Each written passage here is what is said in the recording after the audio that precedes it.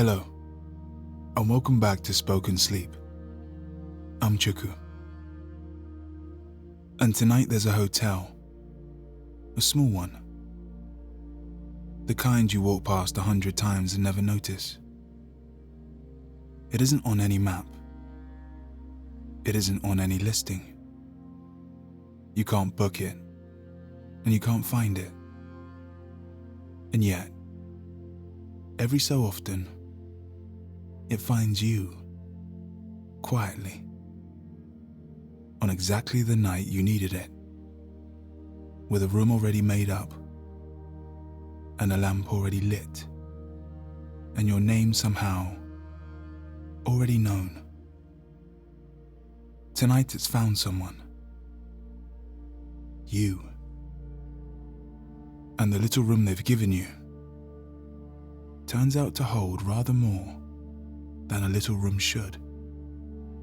Because come the morning, the window doesn't open onto the street you arrived on at all. It opens somewhere else entirely. Somewhere far away. Warm. And just for you. But before we begin, there's something a little new. From now on, before each story, we're going to take a few minutes to get the body ready for sleep. Some slow breathing. A little letting go of the day. Nothing strenuous. Nothing clever. Just a gentle way in to settle you before the story starts. If you'd rather go straight to the story, that's completely fine. The timestamps are in the description below. Skip ahead and I'll meet you there. Otherwise, get comfortable. Let's begin. Let's just take a moment. Get yourself settled. If you need to shift position, do that now. Pull the covers up if they need pulling up. There's no rush.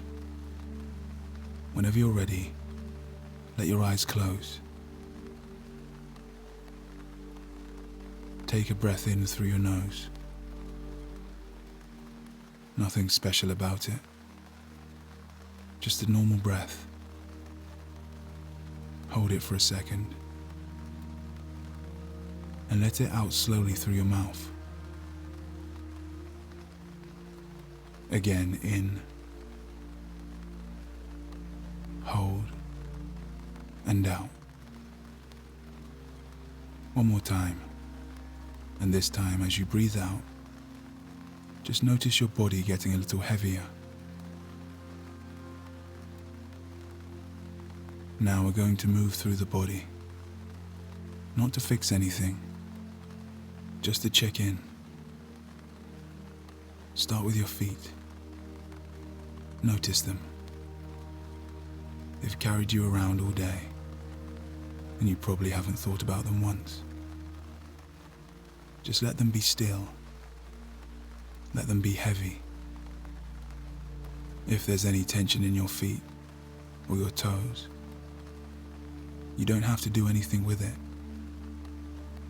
Just notice it and breathe out.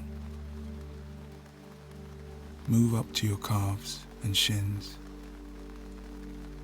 your knees, your thighs, the back of your legs sinking into the mattress. Let the mattress do the work. Your hips and your lower back. A lot of people carry a lot here. If that's you, just soften the muscles around it slightly. You don't need to hold yourself up anymore.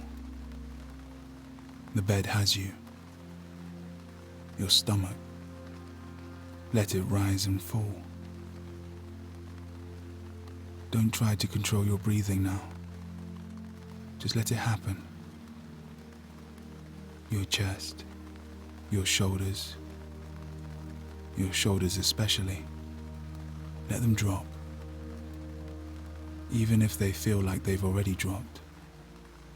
Let them drop a little more.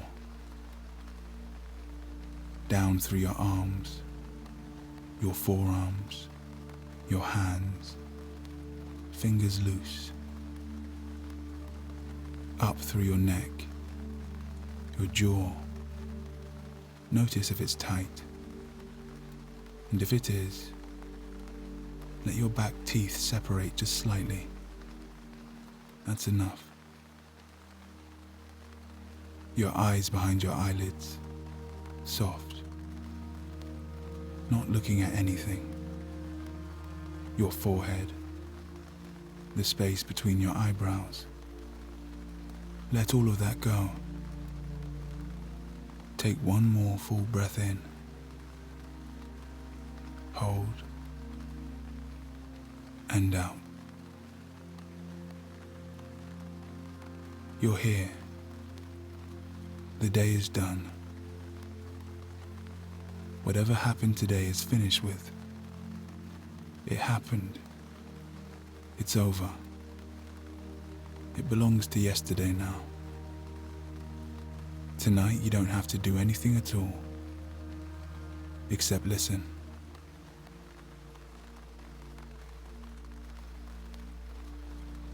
You decided some time ago that you weren't going to make a fuss this year. It is your birthday today. You've done very little about it. There has been a card on the kitchen table since 7 in the morning. There has been a small flurry of messages. The early ones from people who set reminders. The slightly bemused middle ones from people who happen to remember. And the last few from people who realized that they had forgotten and were good enough to send something anyway. Often with a exclamation mark doing the work of an apology. There was cake at work. The cake was from the supermarket. The cake was, frankly, not a very good cake. Slightly dry with the kind of icing that mostly stays on the box. And the candles were the thin stripped ones from the back of someone's drawer, 2 of which would not light. Somebody had written your name on it in chocolate piping, and they had run out of room halfway through. So the last few letters were squashed up against the edge in a way that made the whole thing look slightly apologetic. You had blown the candles out gamely. You had thanked everyone warmly. You had meant it. It had been kind. It had been enough. And now, at 20 to 6 in the evening, you were at your desk with your coat over the back of your chair and your bag at your feet. And you were doing this small last sweep of an inbox that does not really need a last sweep. The way people do at the end of any day. They are quietly looking forward to leaving. You will go home soon. You will not do very much when you get there. You have a plan for the evening that involves a hot bath, a slow dinner, and the small particular privacy of an evening you have arranged for yourself, alone, on purpose, and have been looking forward to for the better part of 3 weeks. This is the birthday you wanted. You're about to close the laptop when a small soft chime of one more email arrives. You almost don't open it.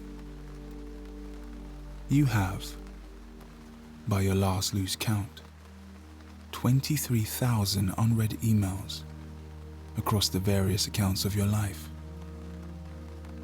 But the subject line catches your eye. A small thing for tonight. You pause. You don't recognize the sender. You don't recognize the address.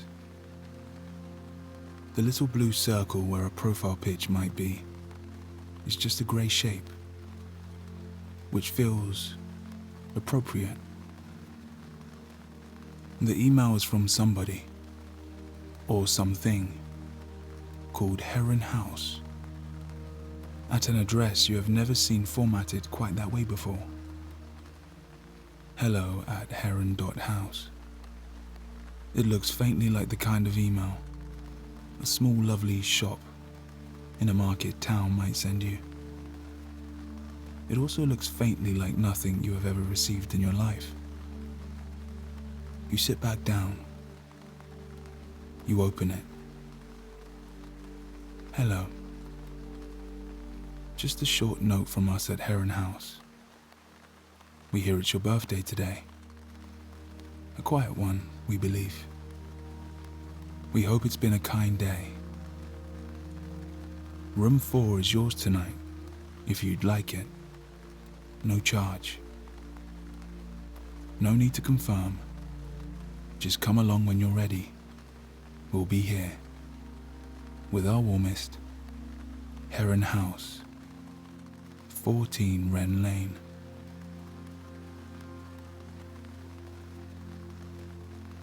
You read it once. You read it again. You do the small private thing your face does when something you cannot explain is happening on a screen in front of you. The eyebrows go up very slightly. The mouth presses together. The body sits forward without quite meaning to. Your eyes drift to the bottom of the email. 14 Wren Lane. You blink. You know Wren Lane. Wren Lane is the small side street, about 10 minutes walk from where you are sitting right now. The one that runs between the back of the dry cleaners and that little antique shop that's always closed. You have walked past the end of Wren Lane perhaps 300 times. You have never once turned down it, because there has never once been any reason to. There is, to your knowledge, nothing on Wren Lane. A row of unremarkable doors, a street light, somebody's bins. There is not, to your knowledge, a hotel called Heron House on Wren Lane. And yet, here we are. You look back at the sender again. Heron House. Nothing else. No phone number. No address beyond the street. No legal small print. No unsubscribe link. No little corporate logo at the bottom. No follow us on Instagram. No soft pastel reminder of all the other emails they have sent you recently. Just the email. Just come along when you're ready. We'll be here. You check the spam folder gently. The way you might check under a bed for an animal you weren't sure you'd seen. There is nothing else from Heron House. There has never been anything else from Heron House. You search the inbox. There is no Heron House in your email history, in your booking confirmations, or any folder anywhere, ever. There is, as far as the digital record of your entire life is concerned, no Heron House at all.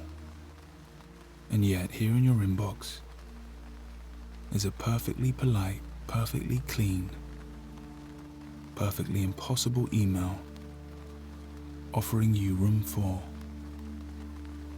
You think, spam, surely.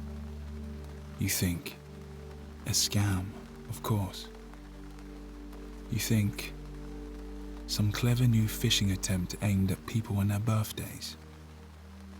The criminal mind has clearly evolved. You wait, with the faint dread of a person who has been through this before, for the link to appear. The link asking for card details. The link explaining that to claim your free stay, you simply need to fill in a short form requiring your full name, your address, and the maiden name of the woman who raised you. You scroll down. There is no link. There is no card. There is no ask. There is only the email and the clean signature and the warmest. You read it one more time. A quiet one, we believe. You sit with that line. You did not put this birthday on social media. You did not mention it in any work message. You did not tell the bus driver this morning. You did not tell the person at the coffee shop. You did not, at any point in your entire day, tell anybody anywhere that this birthday was a quiet one. Because that is the kind of thing you don't say out loud. You simply do it. And yet, on the screen in front of you, somebody, somewhere, has called it exactly what it is. You close the laptop. You sit there, looking at the back of it. You do not know what to do with what has just happened. You sit at your desk for a long minute. You look at the laptop. You look at the grey ceiling tile above your monitor that has had the same brown water stain on it since you moved into this office. You look at the laptop again. You think about Wren Lane. Outside the window, the sky has gone that deep blue it goes for about 20 minutes in the late autumn before night. The street lamps along the road are on. You should go home. You have the bath. You have the dinner.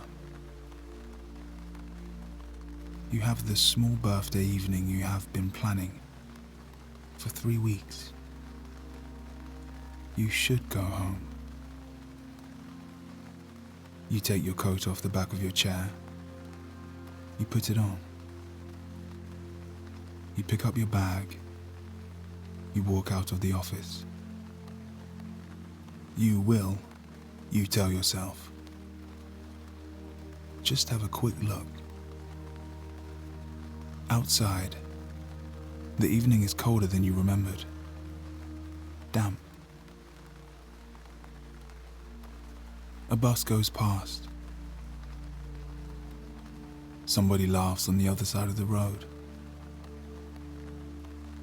You stand on the pavement for a second. You know exactly which way Wren Lane is. Your body knows the way before your brain has finished asking. You start walking. You go past the coffee place where they wished you a good evening this morning without knowing they were wishing you on your birthday. You go past the bus stop where you stood for 9 minutes yesterday in the wind. You go past the small bookshop that's been closing down for about 4 years and shows no real signs of completing the project. You are walking faster than usual. You notice this. You slow down. You speed up again 2 streets later without meaning to. You are going to see this through, whatever it is. The alternative, going home, running the bath, eating the dinner, not finding out, has in the last 15 minutes become completely impossible. You turn left at the end of the high street. You turn right at the postbox. And there ahead of you is Wren Lane. You stop at the end of it. Wren Lane is exactly the street you remembered. Narrow, Victorian, cobbles in places, a single old street lamp halfway along, the kind with the glass shade. The dry cleaners at this end, lights off, sign saying back tomorrow, in a font that has been back tomorrowing since the 80s. The antique shop opposite, also dark, also closed. In between them, a row of small buildings you have never quite paid any attention to. You walk down Wren Lane slowly. You are counting. Number 2, number 4, number 6. Some of the buildings are houses. Some might be offices. One appears to be a small electrical wholesaler. Going by the dusty trade only sign in the window. None of them looks remotely like a hotel. You are starting to suspect, with a small weary sense of relief, that the email was a hoax, that you will get to the address and find a locked door, or a kebab shop, or nothing at all. And you will have a story to tell, and you will laugh about it on the way home. You are almost looking forward to it.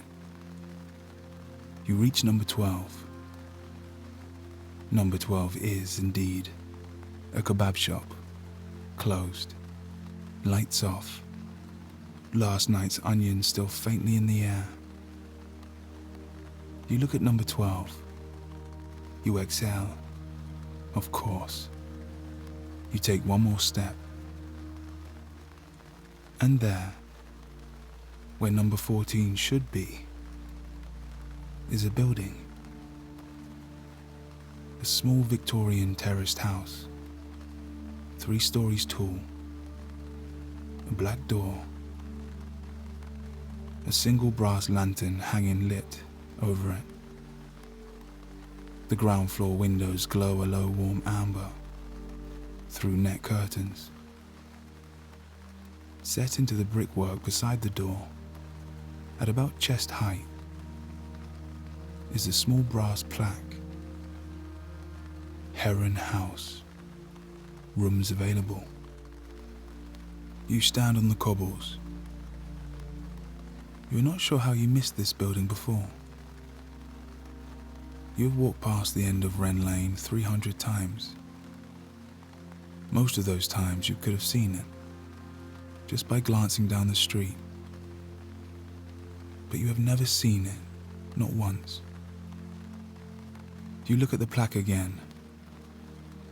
You look at the windows.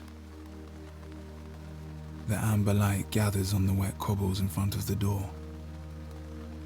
Inside, you can see the shape of a desk with a lamp on it and a figure behind the desk.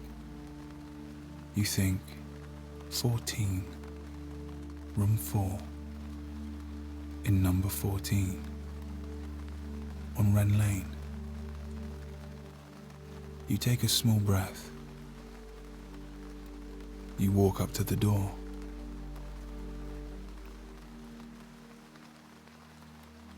The door opens before you touch it. Not dramatically. It just opens. The way a door opens when someone on the other side has heard you coming and saves you the trouble. Warm air comes out to meet you.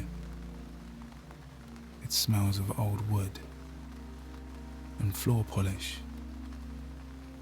and something faintly floral that you can't place and don't try to. You step inside. The lobby is small.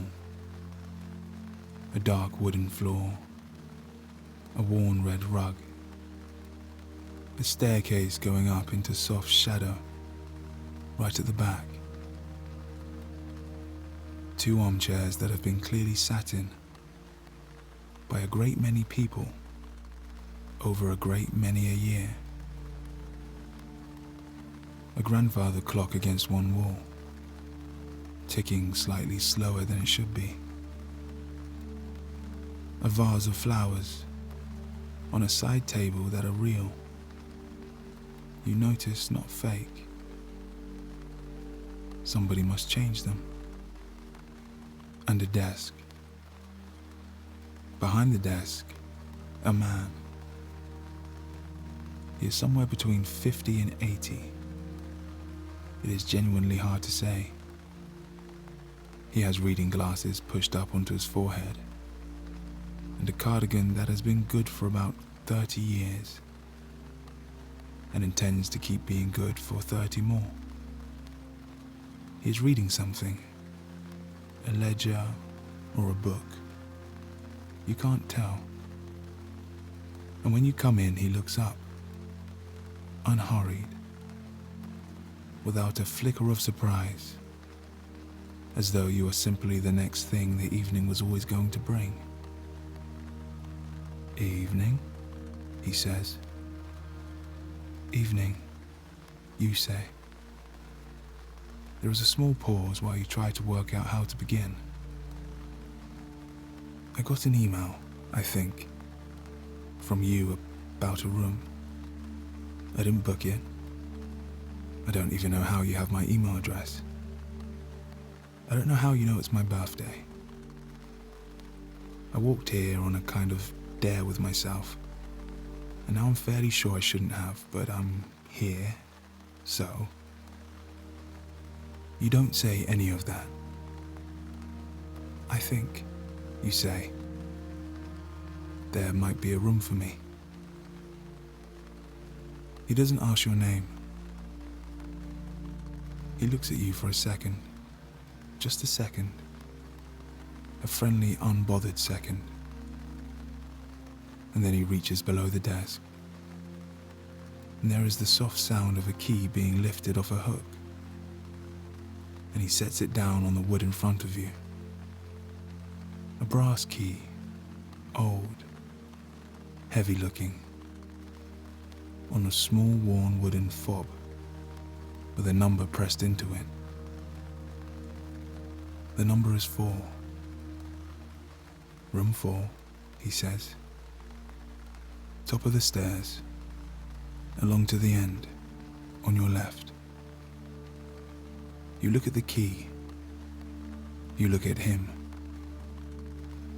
A quiet one then, he says. He says it kindly. He says it lightly.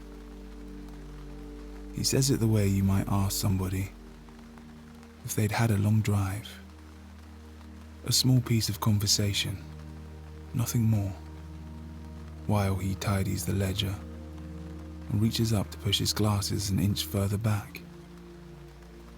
He's not looking at you with any great meaning. He's not waiting to see how you'll react. He has already moved on to the next small thing on his desk. Yeah, you hear yourself say. A quiet one. Best kind, he says. And that is all. You pick up the key. It is warm. You don't know why a key on a hook behind a cold desk would be warm, and you decide for tonight not to wonder about it. You should probably ask him something. How much? Whether there's a checkout time. Whether breakfast is a thing. Whether the email was really from him And if so, how and why? And who told you? You have a great many reasonable questions, and this is the obvious moment to ask them. You ask none of them, partly because he has gone back to his ledger with the settled air of a man who considers the transaction complete, and partly because standing here in this small warm lobby with the clock ticking slightly too slowly and the smell of polish and old wood and flowers somebody bothered to change, you find you actually don't want the answers. The answers would make it smaller. Tonight you would rather have the thing than the explanation of the thing. Good night then, you say. Good night, he says, without looking up. And then as you reach the bottom of the stairs, many happy returns, you stop. You half turn, but he is reading, glasses down now, one hand turning the page, entirely absorbed, as though he had said nothing at all. You go up the stairs. The stairs are narrow and they creak, but they creak in a friendly way, like they're pleased to have someone on them. At the top, a landing, a runner of carpet down the middle, worn, pale, in a line where 100 years of feet have gone the same way. A few doors, each with a small brass number. A window at the end with the curtains drawn. A single lamp on each side table, turned low. You go along to the end, and on the left, the way he said, room 4. The key turns easily. The door opens. The room is small, and it is exactly right. A bed,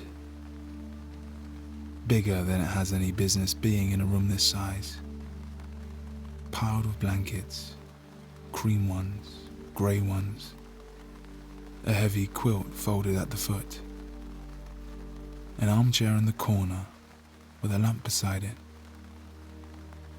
a small writing desk under the window, a wardrobe that probably has nothing in it, a rug, a radiator ticking gently as it warms. The curtains are drawn, thick and heavy, and a low amber amp is on the bedside beside the bed. Though you didn't turn it on, and nobody has been in here, and you decide, again just for tonight, not to wonder about it. It is warm. It is quiet. It smells faintly of clean cotton. You put your bag down. You sit on the edge of the bed. And only now, with the door shut and the lamp low, and nobody in the world knowing where you are, do you let yourself feel how much you had wanted exactly this? Not the bath, not the dinner, not the evening you planned. This. A small warm room that asks nothing of you. On the one night of the year that is supposed to be about you and so rarely gets to be. You hadn't known you wanted it until it was given to you. That, you think, is rather the trick of a good gift.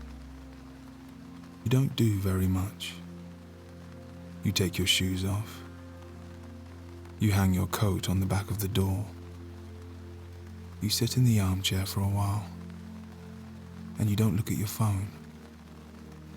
which is itself a small birthday gift you give yourself without quite noticing. After a time, the look of the bed becomes irresistible.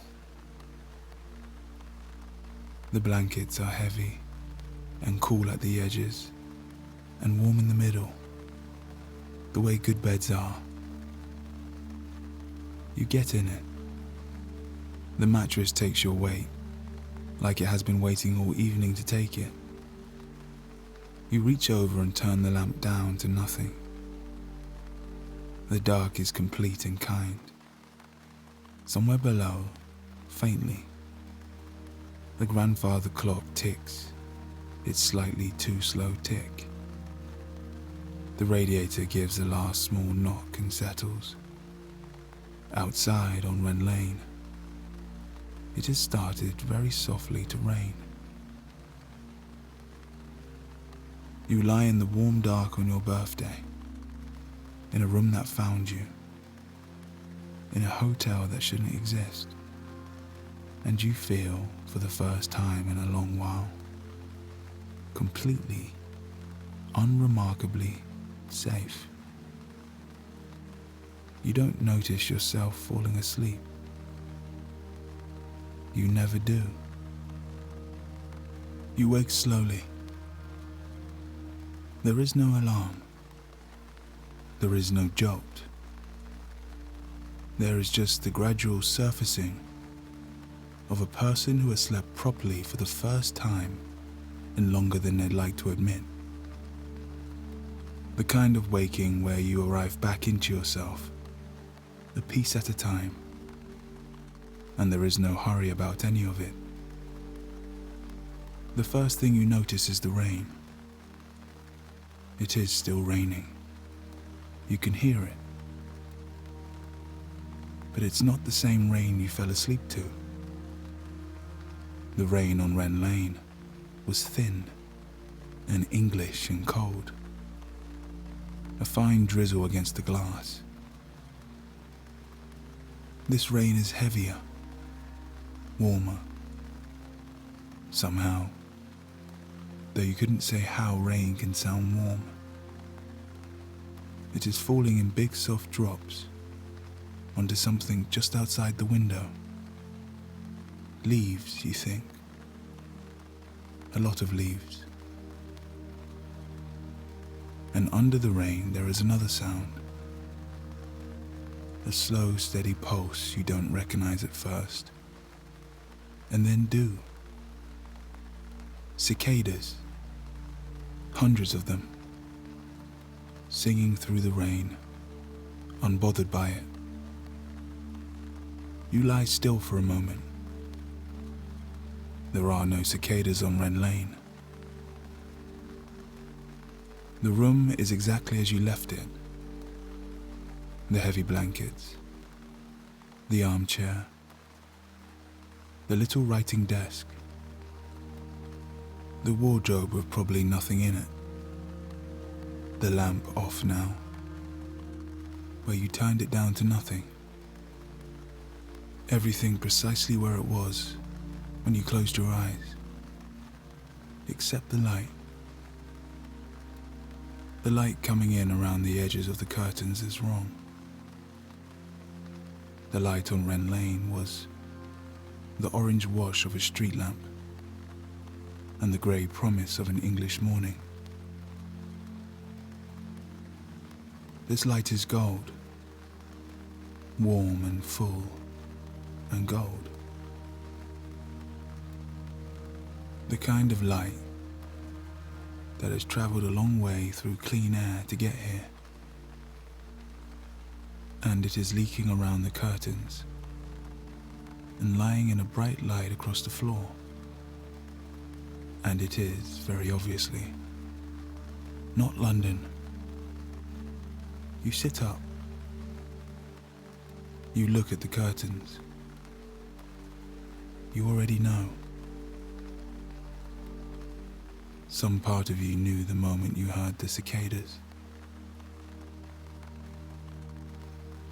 But knowing and seeing are very different things. and you would like now to see. You get up. The floor is warm under your feet. You cross to the window. You take the edge of the curtain in your hand. The same small ritual of last night. Fabric between your fingers. And you pause for just a second. The way you pause before something you suspect you will remember for a very long time.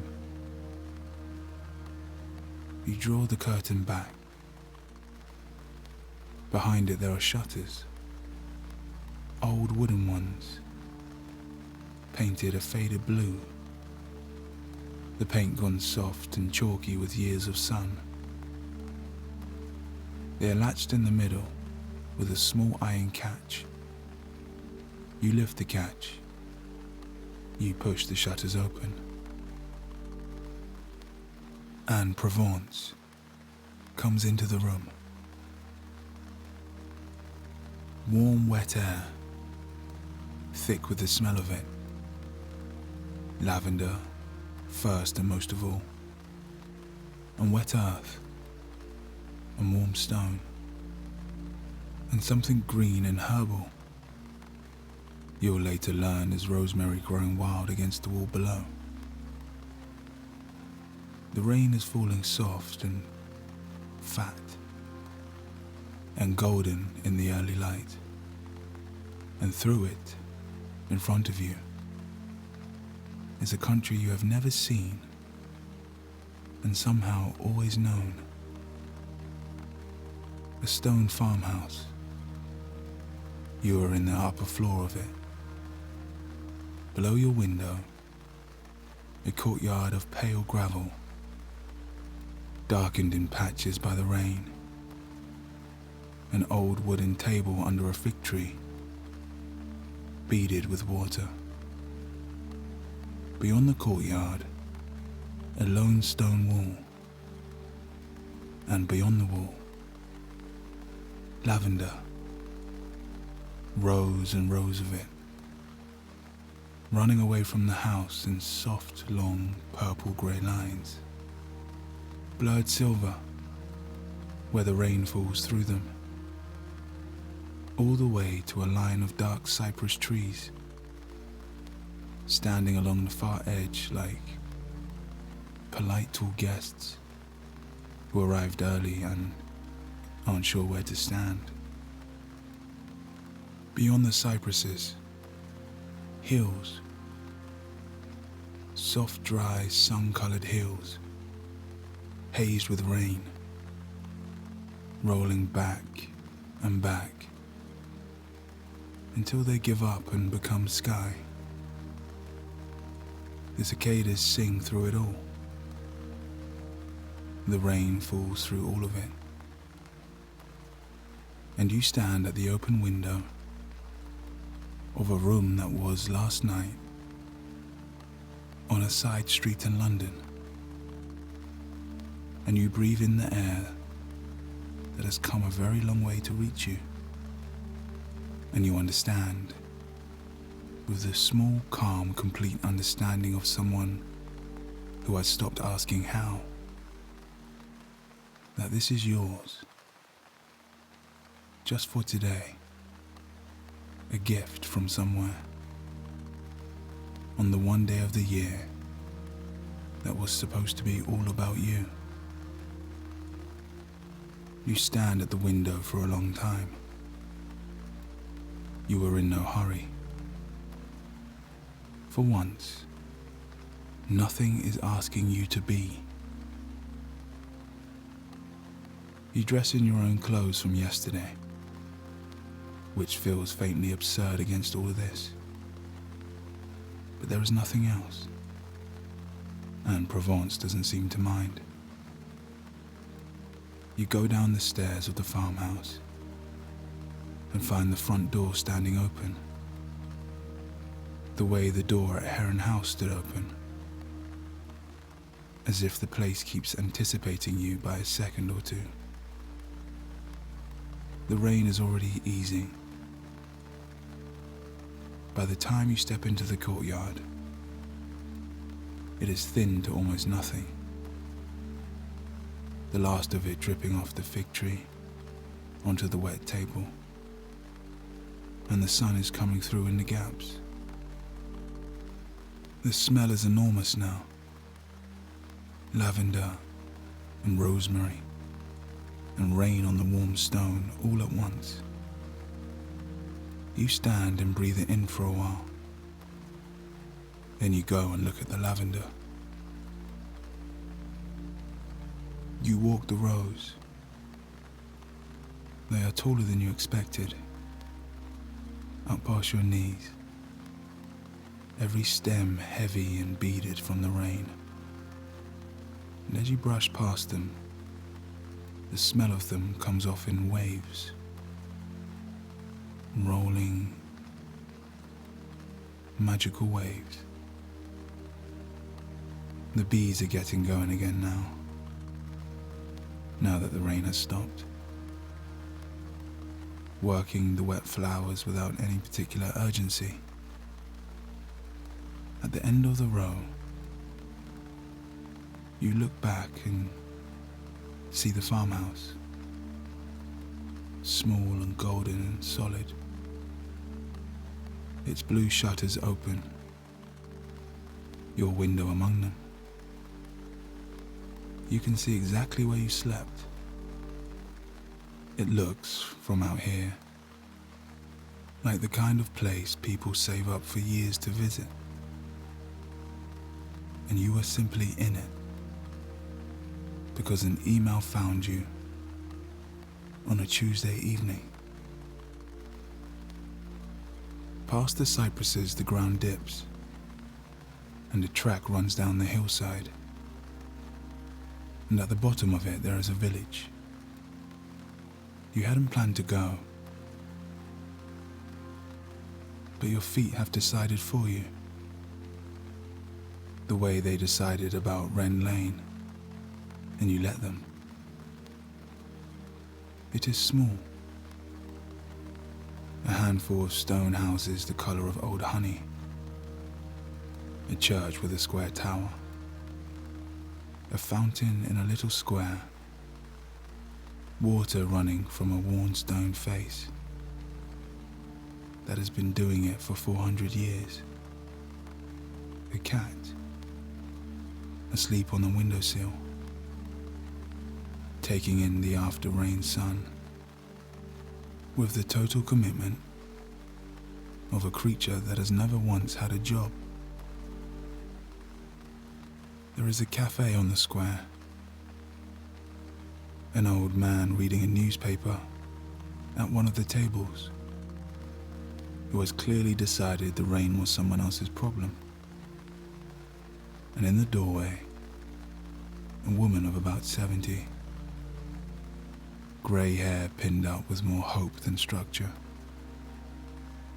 watching you arrive with the frank, unhurried interest of someone who knows everyone here and is therefore very clear that you are not one of them. You just about manage. Bonjour. She studies you a moment. Then in English, much better than your French would ever be,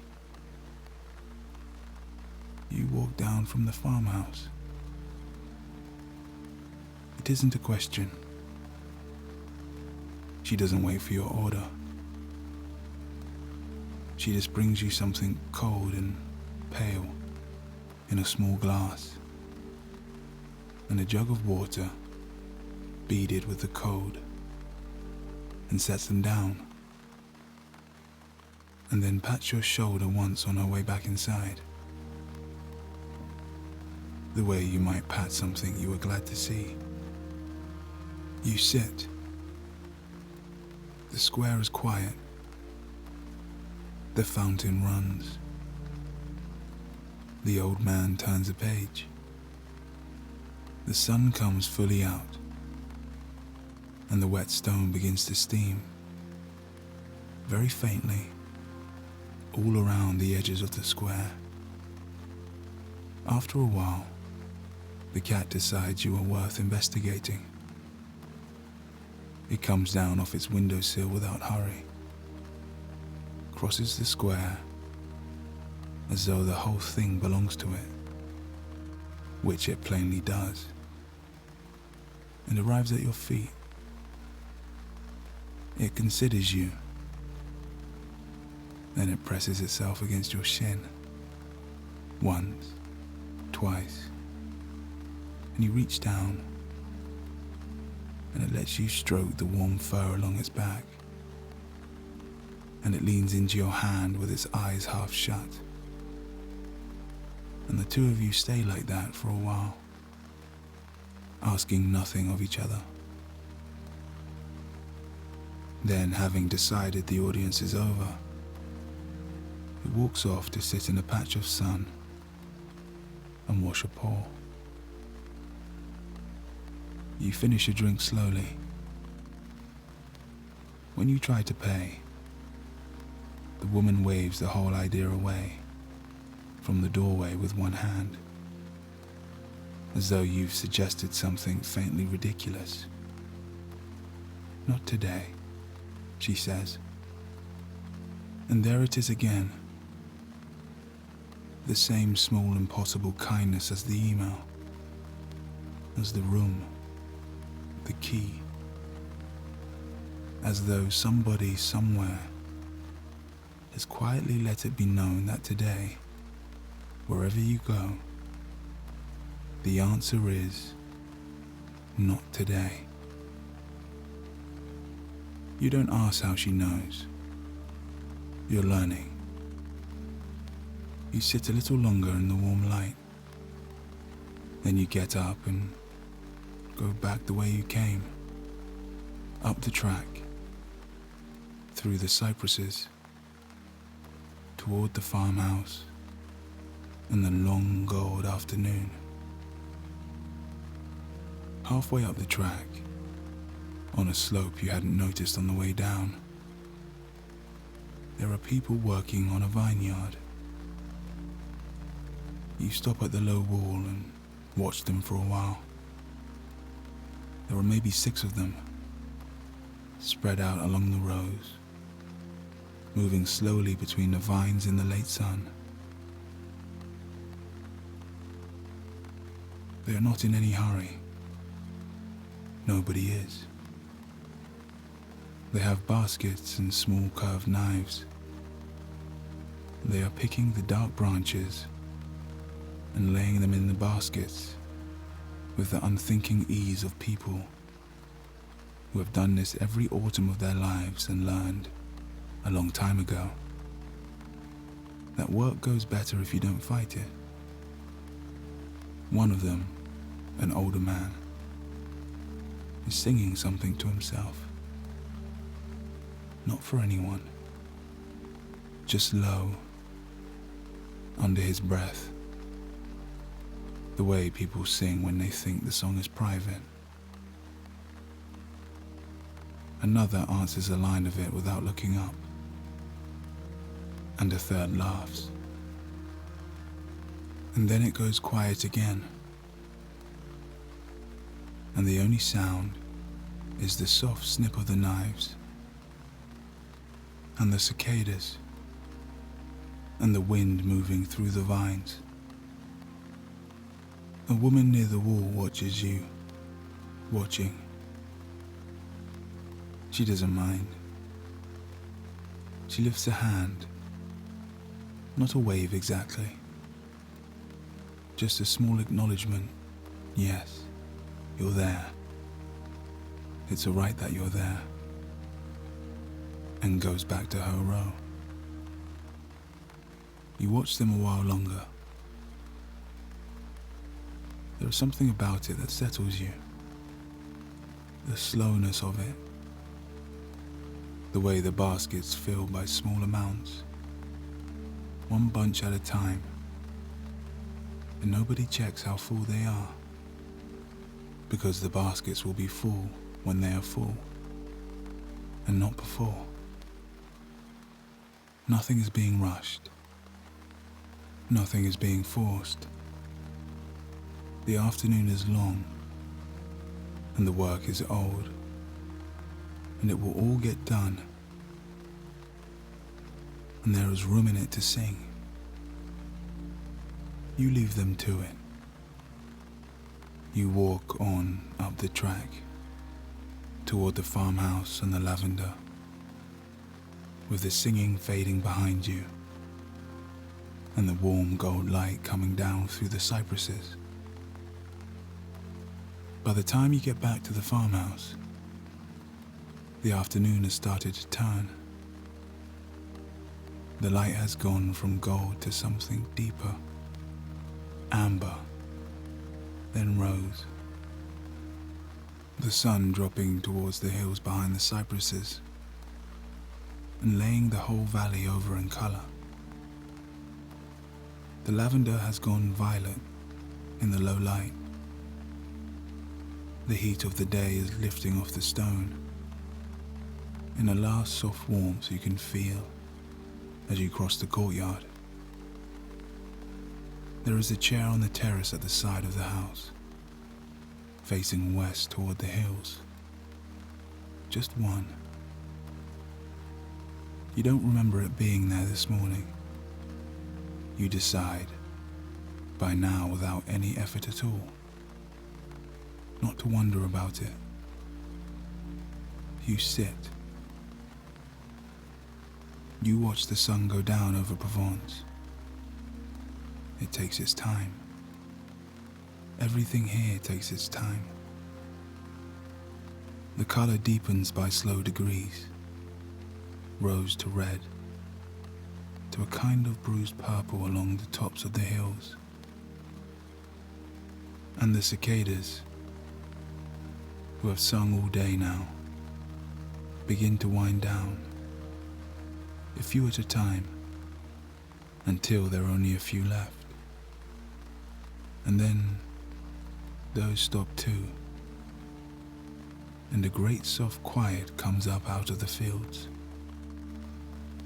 The first star arrives over the cypresses, while there is still light in the sky. You sit with your hands in your lap, and you don't reach for anything, and you don't check anything, and you don't think particularly about anything at all. You just watch the day end. It is, you realize, the first birthday in a long time that you have spent entirely as yourself. No performance, no thank yous, no being grateful in the right way at the right moment.